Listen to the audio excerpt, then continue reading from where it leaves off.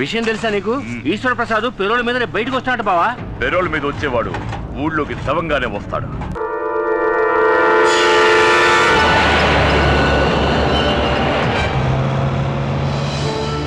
అమ్మా, నేను ఈశ్వర ప్రసాద్ మాట్లాడుతున్నాను. మన ఊరికి దగ్గరలోనే ఉన్నాను. ఇంకో 30 గంటల ఇంటికి వచ్చేస్తాను. అలాగే అమ్మా, అలాగే. ఏం కంగారు పడకండి. ఆ ఈశ్వర ప్రసాద్ ట్యాక్సీలోనే వస్తున్నాడు. వాడిని నడి రోడ్డు మీద నరికి పాతేస్తాం. రే పదంరా.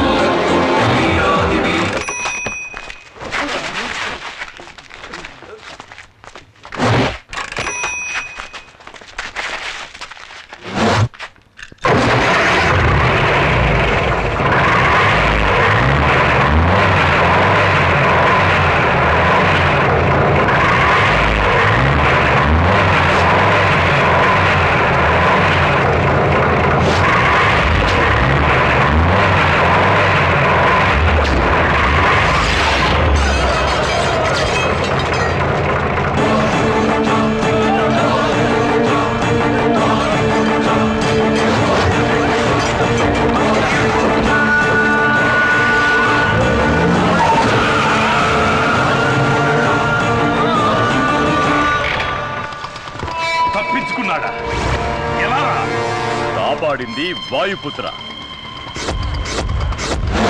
వాయుపుత్ర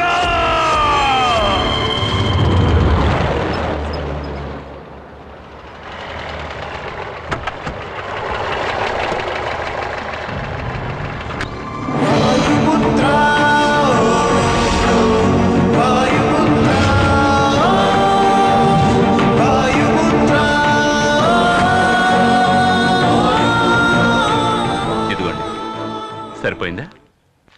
ఎక్కువ ఇచ్చారండి. ఇచ్చాలు. వస్తానండి. సరే.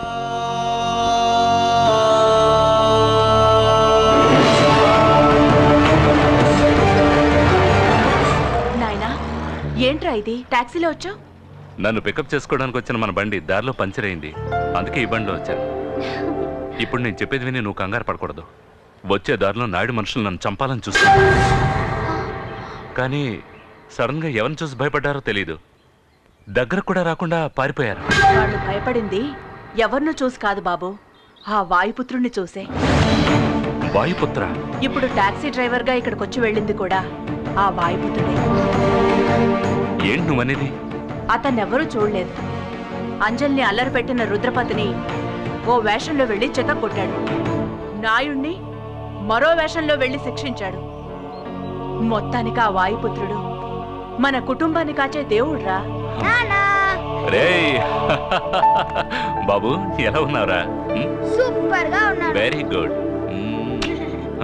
ఎలా ఉన్నావమ్మా? బాగున్నానండి. సరే బాబు, రా.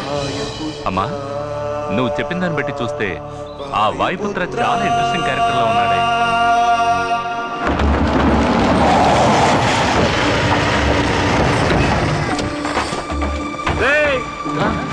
ఈశ్వర ప్రసాద్ గారు వచ్చేసారు. అయ్యారు ఏమి ఎప్పుడు వచ్చారండి? ఇవాడే. అయ్యగారు, మీరు వచ్చేటప్పుడు ఏదో ప్రమాదం జరిగిందని విన్నాం. నేను ప్రాణాలతో ఉండకూడదని ఎవరు అనుకుంటారు? అది నాకు మాత్రమే కాదు, మీకు కూడా తెలుసు అనుకుంటా. ఇంకెవరి గురించి తమరు భయపడక్కలేదు పెద్దయ్య గారు. మేమంతా ఉన్నాం. అంతకు మించి ఏదైనా జరిగితే నా శిష్యుడు వాయుపుత్ర ఉన్నాడు, మన కుర్రోడే.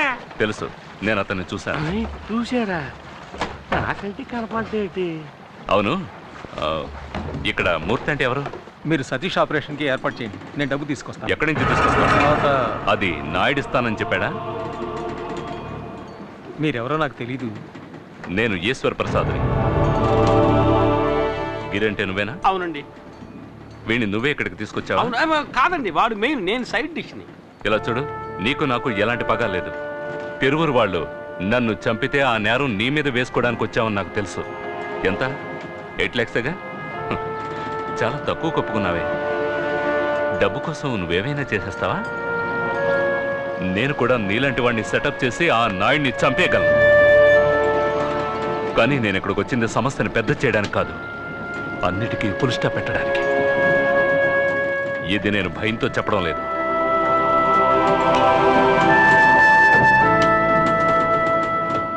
ఇంతకు మించి నువ్వు ఇక్కడ ఉండడం మంచిది కాదు.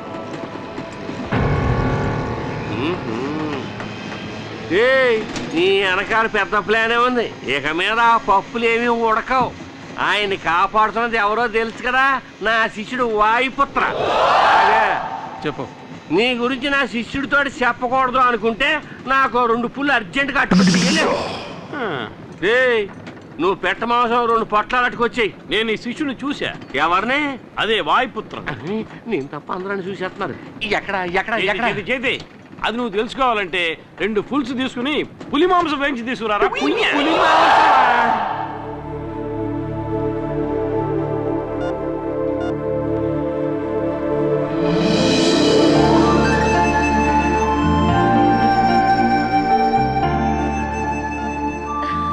కూర్చోమ్మా.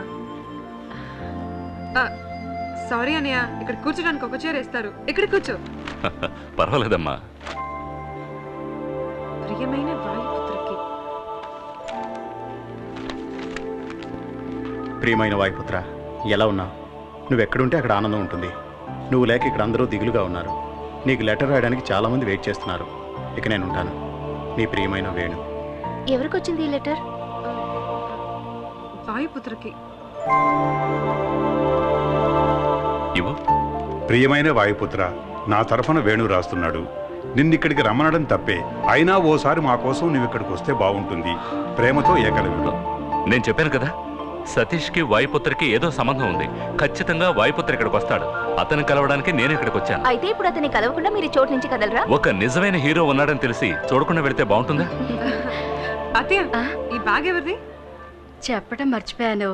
సతీష్ వాళ్ళ అన్నయ్య బాలా వచ్చాడు.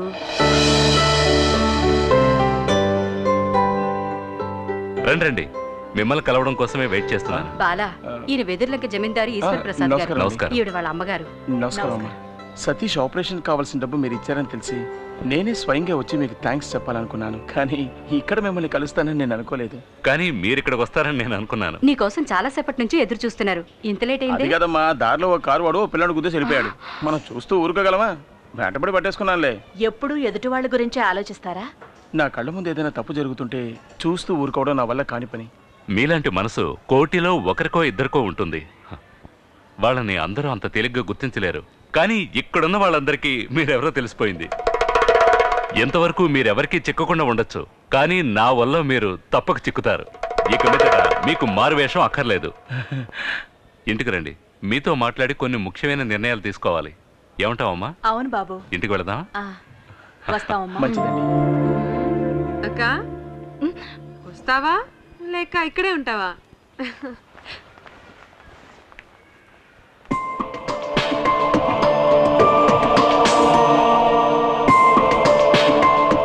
చూసుకున్నాడక్క, లేకపోతే జారి పడతా. కంటికి కనపడని ప్రియుణ్ణి ఇన్నాళ్ళకి చూసింది కదా, అందుకే కన్ను మీద తెలియడం లేదు. తొందరపడి అలా మాట్లాడకండి. చూసారా, అతను చూపే సరిగా లేదు. అదేం లేదు, అతనే వాయుపుత్రాన్ని కనిపెట్టేశాం కదా, ఆ షాక్ లో ఉన్నాడు. నా పరువు తీస్తున్నావు కదా, ఎందుకు వచ్చే పోయేవాళ్ళందరికీ నేను జైలుకి వచ్చానని చెప్తున్నావు? నేనేం చెప్పలేదురా. మరి నా గురించి అంతా తెలుసని చెప్పేసి వెళ్తున్నాడు ఆయన.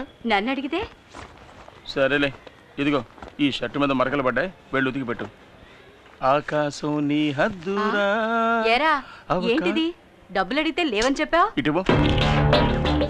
అదే చెప్పానుగా, ఆ కారోడు పిల్లని గుద్దేసి వెళ్ళిపోయాడని వాడి దగ్గర కొట్టేశాను. అంటే దెబ్బతిన్న పిల్లాడికి నువ్వు డబ్బులు ఇవ్వలేదా?